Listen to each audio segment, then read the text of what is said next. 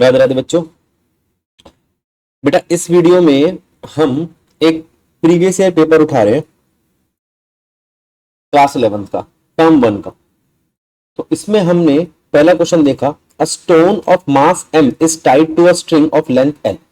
एक स्टोन है जिसका मास m है, जिसे बांधा गया है l लेंथ की स्ट्रिंग के साथ, और उसको v वेलोसिटी से गोल गोल घुमाया गया।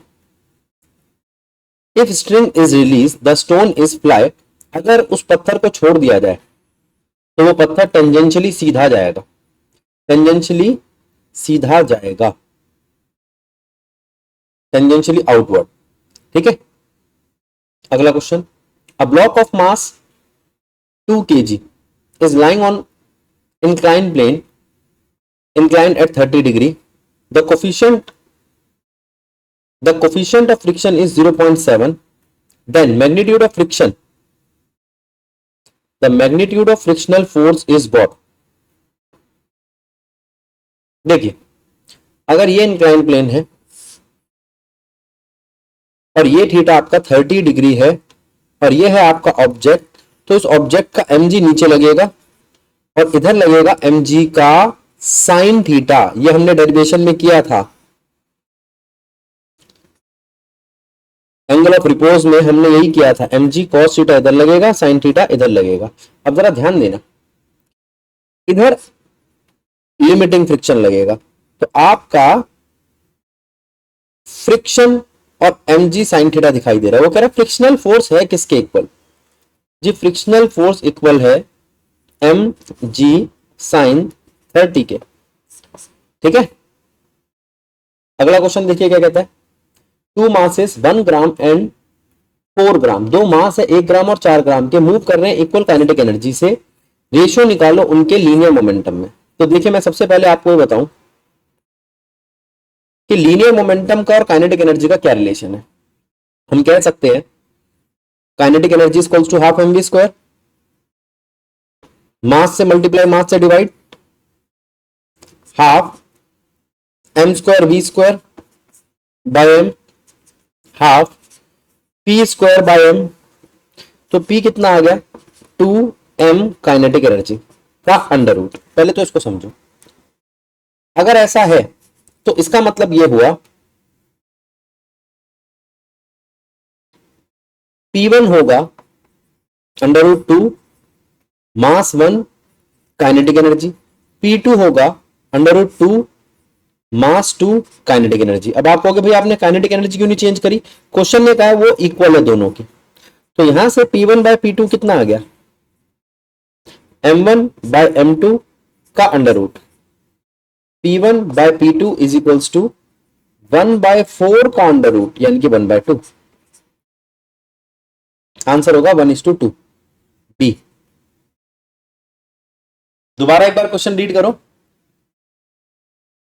काइनेटिक एनर्जी दी हुई है, मोमेंटम मांग रहा है, काइनेटिक एनर्जी मोमेंटम का एक रिलेशन है, वो ये रहा, पढ़ो इसको। ठीक है, अब अगला क्वेश्चन देखो, 2 spring A and be having spring constant के ए एंड के बी। के ए जो है वो ट्वाइस ऑफ के बी है, are stretch by applying force on of equal magnitude. अब यहां पर फोर्स का मैग्नीट्यूड इक्वल है। चलिए इस क्वेश्चन को यहां देखते हैं। अकॉर्डिंग टू क्वेश्चन के ए इक्वल है 2 के बी के। एक बात, एफ ए इक्वल है एफ बी के। एफ ए होता है के ए यानी कि स्प्रिंग कांस्टेंट इनटू डिस्टेंस, के ए एक्स ए के बी एक्स बी। के ए की जगह पे मैं 2 के बी रख सकता हूं,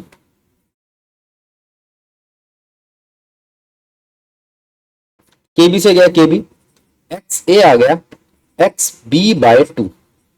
पहले मैंने इसको समझा, मेरे पास एक्स का रिलेशन है और मेरे पास के का रिलेशन है, मांगा उसने एनर्जी का है।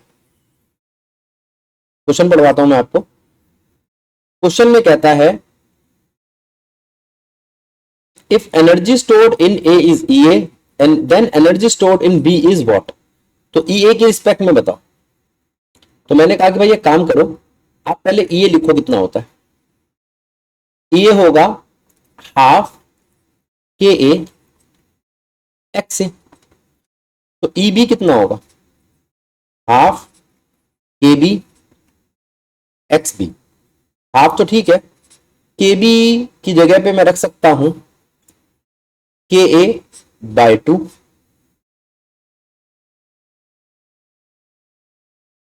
ठीक है, का स्क्वायर भी होगा यहां पर। और के बी की जगह पे क्या रख सकता हूं, ट्वाइस ऑफ एक्स ए, यहां से का स्क्वायर। तो यहां से आपके पास जो ई बी आएगा वो आएगा हाफ के ए एक्स ए का स्क्वायर। मैंने इसका स्क्वायर करके 4 बना दिया और इस वाले 2 को उठा के यहां लिख दिया। तो कितना आया, E B is equals to, ये तो पुराना ई ए है, मल्टीप्लाई में 2, मतलब twice of E A. E B equals to twice of E A, E B equals to twice of E A. अब जल्दी से इसको पढ़ो। हमें क्वेश्चन में गिवन था ये, इसको और ये गिवन था कि दोनों की फोर्स इक्वल है। फोर्स के फॉर्मूले को मैंने एक्स ए एक्स ए में खोला और यहां से एक्स ए और एक्स बी का रिलेशन निकाला। एक्स ए और एक्स बी का रिलेशन निकाला तो उसके अंदर मैंने ये फॉर्मूला लगाया, E A equals to this, E B equals to this, और ई बी के अंदर के बी और एक्स बी की वैल्यू रख के इस ई ए को बाहर कर दिया। समझो पूरा क्वेश्चन, फिर आगे बढ़ते हैं। चलिए क्वेश्चन नंबर 5 देखो क्या कहता है। इफ फोर्स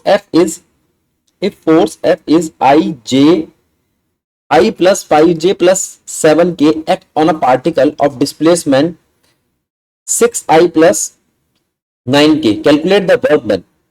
ठीक है, वर्क डन क्या होता है, वर्क डन होता है फोर्स और डिस्प्लेसमेंट का डॉट प्रोडक्ट। फोर्स क्या दे रखा है, i plus 5j plus 7k, और डिस्प्लेसमेंट क्या दे रखा है, 6i 9k।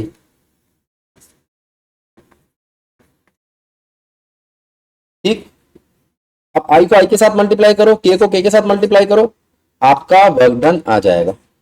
j को किसी के साथ मल्टीप्लाई मत करना, क्योंकि डॉट प्रोडक्ट में सेम जब मल्टीप्लाई होते हैं तो आंसर आता है 1, और जब i j के साथ, j k के साथ या k i के साथ करता है तो आंसर आता है 0। तो इसलिए मैंने 0 वाली चीज नहीं ली। ठीक, तो ये था क्वेश्चन नंबर 5 का आंसर। अब 6 देखो, रिंग ऑफ रेडियस r, एक रिंग है जिसका रेडियस r है, मास m है, rotate about an axis passing through its centre perpendicular to its plane with angular velocity इतनी, काइनेटिक एनर्जी निकालो। ठीक है, अब देखिए काइनेटिक एनर्जी होती कितनी है, half m v square, half as it is. अब वो ओमेगा की टर्म में मांग रहा है, आप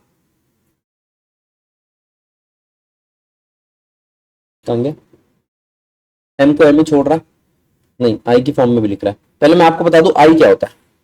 i होता है moment of inertia mr square,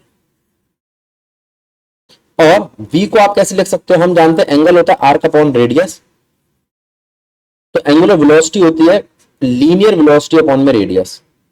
तो यहां से लीनियर वेलोसिटी का फॉर्मूला बनता है ओमेगा इंटू आर, और मास की जगह पर हम रख सकते हैं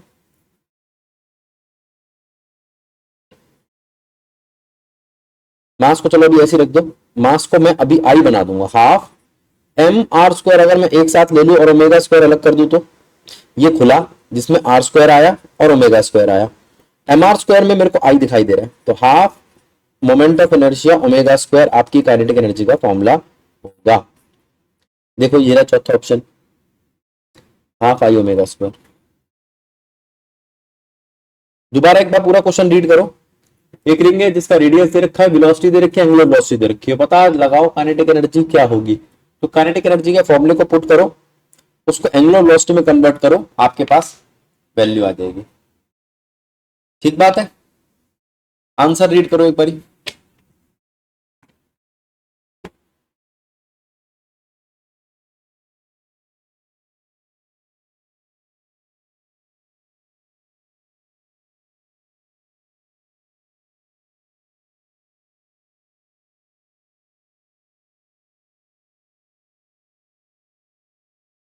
क्वेश्चन पे ध्यान दो। अब नेक्स्ट क्वेश्चन क्या कहता है देखो, क्वेश्चन नंबर 7 रीड करेंगे। Suppose suppose a gymnast is sitting on a rotating chair, घूमती हुई चेयर पे बैठा हुआ है, उसके उसके आर्म खुले हुए हैं। He suddenly shorten his arm, वो एकदम से अपनी आर्म्स को दबाता है, तो बताओ क्या होगा। पहले तो आप इस बात को समझो। इस केस के अंदर, ये कौन सा क्वेश्चन है, क्वेश्चन नंबर 7। इस केस के अंदर आप conservation conservation of angular momentum ढूंढोगे।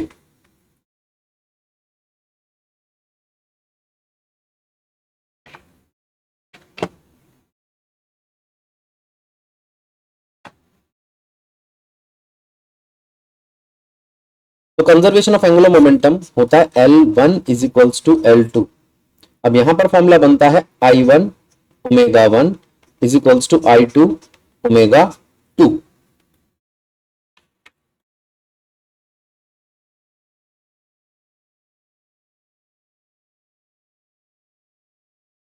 अब देखते हैं क्वेश्चन क्या कह रहा है।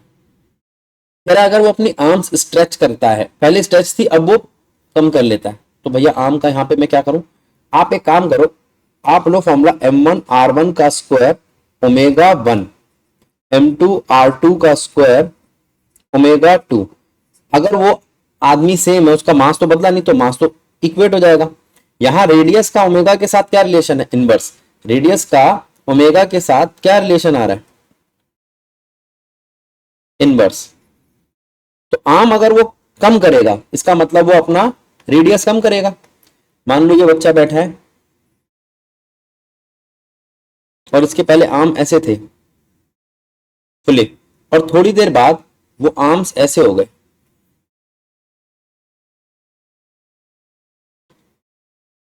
बंद। तो अब उसका रेडियस जो R1 पहले था, अब वो छोटा हो गया R2। तो आप कहोगे R1 या रेडियस डिक्रीज करा, तो एंगुलर वेलोसिटी इंक्रीज करेगा। अब देखते हैं क्वेश्चन क्या कह रहा है। कहता है सपोज एक जिम्नास्ट है जो बैठा हुआ है रोटेटिंग चेयर पे, उसकी आर्म्स खुली हैं। जब वो अपने आर्म्स को शॉर्टन करता है, मतलब बंद करता है, what will be, angular velocity decrease होगी नहीं इंक्रीज होगी। एंगुलर वेलोसिटी कांस्टेंट नहीं रहेगी, angular velocity, angular momentum increase नहीं होगा। मोमेंट ऑफ इनर्शिया, अब मोमेंट ऑफ इनर्शिया होता है आई, वो होता है mr²। Moment of inertia decrease होगा, हाँ होगा, आर कम हो जाएगा। दूसरा, एंगुलर वेलोसिटी इंक्रीज होगी, हाँ है नहीं ऑप्शन में। वो कह रहा है एंगुलर वेलोसिटी डिक्रीज होगी, नहीं। एंगुलर वेलोसिटी कांस्टेंट रहेगी, नहीं। क्या एंगुलर मोमेंटम इंक्रीज होगा, नहीं, एंगुलर मोमेंटम कांस्टेंट रहेगा। Angular momentum will constant. इस क्वेश्चन को समझो बेटा, अच्छा क्वेश्चन है। अब अगला क्वेश्चन देखो क्या कहता है। The numerical value of 1 joule in the system, जो numerical value of 1 joule in the system in which the length is 10 meter, mass is 10 kg and time is 1 minute, किसके इक्वल होगी। अच्छा देखो, यहां पर जब भी कभी ऐसा यूनिट कन्वर्जन का क्वेश्चन आए, तो आप ये वाला फॉर्मूला लगाओ जो सिखा रखा है, N1 is equals to N2। ऊपर जो गिवन है, नीचे जो फाइंड करना है। गिवन क्या है, 10 kg, एक मिनट को देखना पड़ेगा, 10 metre 10 kg 1 minute, 10 kg 10 metre और 1 मिनट। और ओरिजिनली क्या होता है जो हमें ढूंढना है जिसकी फॉर्म में, वो होता है kg मीटर और सेकंड। अब बात आती है इसके ABC क्या होंगे। तो आप बताओ वर्क की डायमेंशन क्या होती है। M1 L2 T-2। तो यहां से पता चलता है A is equals to 1, B is equals to 2, C is equals to -2। जैसे वो पुट किया तो जवाब आया, ऊपर यहां पे 10 बचा है, यहां पे 10 बचा है और यहां पे 60 बचा है। इसे सॉल्व कर लो, आपके पास आंसर आ जाएगा। क्वेश्चन क्या कहता है, 1 जूल, यानी कि N1 तुम्हारा 1 जूल दे रखा है, N2 तुम्हारा 1 जूल दे रखा है, तो N1 आ जाएगा 10 मल्टीप्लाई में 100 मल्टीप्लाई में 1/60 इंटू 60। ठीक है, इसको सॉल्व करो, आंसर आ जाएगा।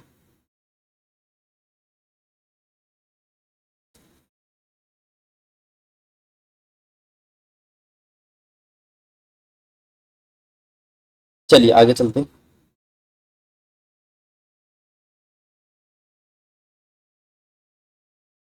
विच of the following which of the following physical quantity is dimensionless. कौन सी फिजिकल क्वांटिटी डायमेंशनलेस है। एंगल डायमेंशनलेस है, स्ट्रेन डायमेंशनलेस है, स्पेसिफिक ग्रेविटी भी डायमेंशनलेस है, सारे डायमेंशनलेस है। A body covers 16 metre, 18 metre, 20 metre, 22 metre in 5th second, 6 second, 7 second, 8 second. हर एक सेकंड में वो 2-2 मीटर बढ़ता जा रहा है। ठीक है, अगर वो हर एक सेकंड में 2-2 मीटर अपना बढ़ाता जा रहा है, मतलब उसका एक्सेलरेशन कांस्टेंट है। तो वो कह रहा है which of the following statement is correct. The body move with uniform velocity, नहीं, body move with the body from rest move with uniform acceleration, the body move with initially uniform velocity and move with uniform acceleration. Body moves with initial velocity, हाँ initial velocity थी उसकी, तभी वो पहले में 16 चला था, उसके बाद acceleration। सी आंसर है। The body move with initial velocity and then move with uniform velocity, नहीं, सी आंसर है इसका, acceleration लग रहा है यहाँ पर। What does the displacement of particles show in graph? क्या दिखाई दे रहा है यहां पर, क्या डिस्प्लेसमेंट दिखाई दे रहा है। पहले तो यहां से लेके यहां तक ये क्या कर रहा है, देखो यहां से लेके यहां तक डिस्प्लेसमेंट टाइम के साथ साथ बढ़ रहा है, फिर उसके बाद वो रुक जाता है। तो पहले तो उसमें थी, पहले ये मूव कर रहा था, बाद में रेस्ट पे आ गया। तो हम इसकी स्टेटमेंट में रेस्ट ढूंढेंगे। और पहले कैसे चल रहा था मूव, ये आप कांस्टेंट वेलोसिटी कह सकते हो, लेकिन वो वेलोसिटी धीरे धीरे करके कम हो रही थी, कॉन्स्टेंटली डिक्रीजिंग वेलोसिटी। अब देखते क्या क्या ऑप्शन दिया इसने। इट इंडिकेट कांस्टेंट एक्सेलरेशन, नहीं, it indicate that particle start with constant velocity and is accelerated, नहीं, it indicate that motion is retarded, बिल्कुल सही, धीरे धीरे गिर रहा था वो और फिर फाइनली स्टॉप हो गया। ठीक है, क्वेश्चन नंबर 11 के बाद क्वेश्चन नंबर 12 आता है। Position of a particle in rectangular coordinate system 3, 2, 5। ये आई है, ये जे है, ये के है, 3i 2j 5k, बच्चों वाला क्वेश्चन है। अब आता है असर्शन रीजन। असर्शन ठीक है या रीजन ठीक है, इसकी बात करेंगे। पहले कहता है question number 13, force pressure can not be added. Force और प्रेशर इसलिए ऐड नहीं किए जा सकते, दोनों की डायमेंशन अलग अलग होती है। तो ये बात सही है assertion. Reason, the dimension of force and, हाँ बिल्कुल ठीक, असर्शन भी ठीक है, रीजन भी ठीक है। अगला, the average velocity of object over an interval of time is either smaller than और इक्वल टू। जो वेलोसिटी है, एवरेज वेलोसिटी, वो एवरेज स्पीड से कम होगी या उसके बराबर होगी। ऐसा इसलिए क्योंकि एवरेज स्पीड जो होती है वो हमेशा पॉजिटिव होती है और मैग्नीट्यूड लिया जाता है उसका। एवरेज वेलोसिटी जो होती है, वेलोसिटी आपकी प्लस भी हो सकती है, माइनस भी हो सकती है। अगर प्लस प्लस रही तो स्पीड के बराबर होगी और प्लस माइनस हुई तो कम भी हो सकती है। तो अब रीजन पढ़ते हैं। वेलोसिटी इज वेक्टर क्वांटिटी और स्पीड इज स्केलर क्वांटिटी, बिल्कुल सही है। असर्शन भी ठीक है, रीजन भी ठीक है। Question number 15, two particles of different mass projected with same velocity, दो पार्टिकल्स हैं जिनका मास सेम है, उनको सेम वेलोसिटी से भेजा, the maximum height attain by both particle will be same. तो क्या दोनों के दोनों पार्टिकल सेम वेलोसिटी, अगर मास अलग हो तो उससे कोई फर्क नहीं पड़ता, जो हाइट है और रेंज है पार्टिकल की प्रोजेक्टाइल मोशन में वो मास से इंडिपेंडेंट होती है। मैं आपको फॉर्मूला लिख के देता हूं। रेंज का फॉर्मूला होता है u square sine 2 theta by g, और हाइट का फॉर्मूला होता है u square sine square by 2g। दोनों ही मास से इंडिपेंडेंट है, मास से इंडिपेंडेंट है। फिर आता है if both speed of body and radius of its circular path are double then centripetal force also get double. अगर मैं स्पीड ऑफ बॉडी, तो देखते हैं क्या होगा। सेंट्रिपिटल फोर्स का फॉर्मूला लिखो पहले यहां पे। सेंट्रिपिटल फोर्स होता है M V square upon R. अब क्वेश्चन पढ़ो। क्वेश्चन कहता है अगर दोनों स्पीड और रेडियस डबल कर दिए जाए, अब दूसरा वाला जो फोर्स है उसमें मैंने स्पीड को डबल कर दिया और रेडियस को भी डबल कर दिया, तो होगा क्या, ये 4 हो जाएगा, मतलब डबल ही आएगा। तो एफ डैश आएगा ट्वाइस ऑफ सेंट्रिपिटल फोर्स। तो क्या सेंट्रिपिटल फोर्स डबल हो जाएगी? हाँ हो जाएगी। और इसका रीजन क्या दे रहा है? Centripetal force is directly proportional to both quantity. Reason गलत है, असर्शन ठीक है। ठीक है, तो यहां पे आपके असर्शन रीजन वाले क्वेश्चन हो गए समाप्त। अब सेक्शन बी पढ़ो। Two equal forces having their resultant force resultant equal to their इधर, ठीक है, what is the angle of inclination between them. दो फोर्सेस हैं बेटा, देखो क्वेश्चन नंबर 17 में यहां लिख रहा हूं। क्वेश्चन नंबर 17, दो फोर्सेस हैं F1 और F2, वो बराबर है F के, और जो उनका रिजल्टेंट आ रहा है वो भी F ही है। वो क्या होता है? A square plus B square plus 2ab cos theta. तो यहां आ गया आपका 2f square plus 2f square cos theta. एक काम करो, जो यहां का स्क्वायर है वो वहां ले जाओ, एफ स्क्वायर बना दो उसको। अब बारी आई, इस 2f स्क्वायर को उधर ले जाओगे तो आ जाएगा 2f स्क्वायर कॉमन ले लो, 1 प्लस कॉस थीटा वहां एफ स्क्वायर कट गया, half is equals to 1 plus cos theta. तो कॉस थीटा कितना आया? माइनस हाफ, तो थीटा होना चाहिए 120 डिग्री। समझो इस क्वेश्चन को। कहता है दो फोर्सेस लग रही हैं, दोनों ही इक्वल है, और जो उनका रिजल्ट आता है वो भी उन दोनों फोर्सों के इक्वल है। तो बताओ एंगल क्या होगा उनके बीच में। ये था क्वेश्चन नंबर 17। अब क्वेश्चन नंबर 18 देखो। A bullet is fired eight an angle 30 degree with horizontal hits the ground 3 kilometre away. By adjusting its projection, can one hit a target at 5 kilometre? ठीक है भाई, देखते हैं। पहले तो उसने कहा कि एक बुलेट को हमने हिट किया, एक बुलेट ने किस रेंज पे हिट किया? 3 किलोमीटर की रेंज पे। एक बुलेट ने 3 किलोमीटर की रेंज पे हिट किया, क्या वो 5 किलोमीटर पे हिट कर सकता है? उसके लिए मुझे पता होना चाहिए रेंज का फॉर्मूला। रेंज का फॉर्मूला है u square sine 2 theta by g. इसमें ये 3 किलोमीटर है, यू स्क्वायर बाय जी को बाहर ले लो, साइन 2 थीटा बन जाएगा साइन 60। तो यहां से यू स्क्वायर बाय जी कितना आया? 3 बाय साइन 60। ठीक है, अब वो कह रहा है अगर मैं इसको देखूं तो साइन 60 की वैल्यू होती है √3/2। √3 से इसको काटा तो ऊपर आया √3 मल्टीप्लाई में 2, तो ये वैल्यू आ गई 1.73 मल्टीप्लाई में 2, 17 दूनी 34 35 लगा लो 3.5। ये आपका यू स्क्वायर बाय जी आ रहा है। अब वो कह रहा है मैक्सिमम कितनी रेंज हो सकती है। मैक्सिमम रेंज के लिए साइन 45 डिग्री होना चाहिए। साइन आपका थीटा जो है 45 डिग्री होना चाहिए, तो यू स्क्वायर बाय जी होना चाहिए।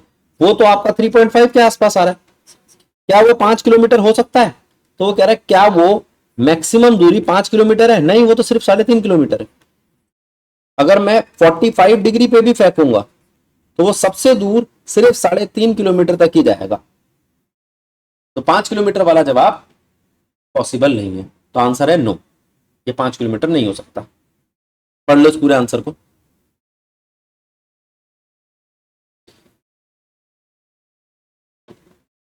Drive Newton second law for rotational motion of the body. छोड़ो, एक डेरिवेशन है खुद कर लेना। फाइंड एक्सेलरेशन ऑफ बॉडी, इसका क्या मतलब है? वो कह रहा है एक्सेलरेशन निकालो। ये याद करो, मैंने आपको इंक्लाइन प्लेन पर वर्क डन बाय फ्रिक्शन कराया। वर्क डन बाय फ्रिक्शन में आप पहले फोर्स निकालते हो, फिर डिस्प्लेसमेंट से मल्टीप्लाई करते हो। फोर्स निकाल के डिस्प्लेसमेंट से मल्टीप्लाई मत करो, बस मास से मास कट कर दो। चलो मैं एक बार करके दिखा देता हूं। ये होता है आपका वर्क डन बाय फ्रिक्शन। यहां पे ऑब्जेक्ट है, यहां mg है, यहां mg का साइन थीटा, और यहां लग रहा है फ्रिक्शन। अप्लाइड फोर्स यहां लग रही है। अप्लाइड फोर्स किसके इक्वल हो गई? Friction plus mg sine theta. Friction क्या होता है? Mu R. अगर आप देखोगे तो आर कॉस थीटा के बराबर है, आर mg कॉस थीटा के बराबर है। आर ऊपर लगता है, mg कॉस थीटा नीचे लगता है। इन दोनों को इक्वेट करूं तो आपका आर बन जाएगा mg कॉस थीटा।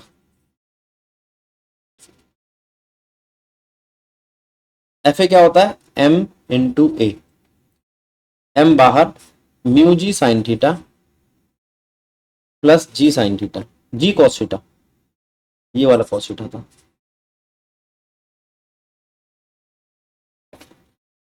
m से m काट दो, यही एक्सेलरेशन वो मांग रहा है। म्यू कॉस थीटा प्लस जी साइन थीटा। समझो। चलिए, क्वेश्चन नंबर 19 तक हो गया। क्वेश्चन नंबर 20 देखो क्या कहता है। A molecule in a gas container hit the ball with 200 metre पर सेकेंड। ठीक है, अब मेरे को एक बात बताओ, ये सेम क्वेश्चन हमने ऐसे करा है। कह रहा है ये क्या कोलिजन क्या ये मोमेंटम, क्या इसमें मोमेंटम कंजर्व रहेगा? मोमेंटम हमेशा कंजर्व रहता है, टोटल एनर्जी हमेशा कंजर्व रहती है। काइनेटिक एनर्जी तब सेपरेटली कंजर्व होती है जब इलास्टिक कोलिजन हो। गैस के मॉलिक्यूल जब भी टकराते हैं तो कोलिजन इलास्टिक ही होता है। तो ये इलास्टिक कोलिजन है और इसका मोमेंटम कंजर्व रहेगा, न्यूमेरिकल वैल्यू नहीं है। अब वो कहता है अल्फा पता लगाओ। अगर ए और बी ये है और परपेंडिकुलर है, पहले तो इस बात को समझो। परपेंडिकुलर का मतलब है क्रॉस प्रोडक्ट, पैरेलल का मतलब है डॉट प्रोडक्ट। अब आप ए क्रॉस बी करो और वैल्यू निकालो। जो भी आपकी वैल्यू आएगी क्रॉस प्रोडक्ट, उसमें ए क्रॉस बी आएगा और अल्फा आपका गायब है, अल्फा आपका वेरिएबल है। ठीक है, तो ए क्रॉस बी को निकालो। ए क्रॉस बी क्या होता है? A B sine theta. A cross B तो तुम निकाल लोगे, वही क्रॉस प्रोडक्ट करके आई जे के वाला करके। ए और बी को कैसे मल्टीप्लाई करोगे? ए का मैग्नीट्यूड है, बी का मैग्नीट्यूड है। ठीक है, या फिर इसको सीधा साइन थीटा के हिसाब से क्रॉस, अच्छा अपन परपेंडिकुलर ले रहे ना, आप डॉट प्रोडक्ट ले लो परपेंडिकुलर है तो, अगर आपको वैल्यू निकालनी हो तो। रुको,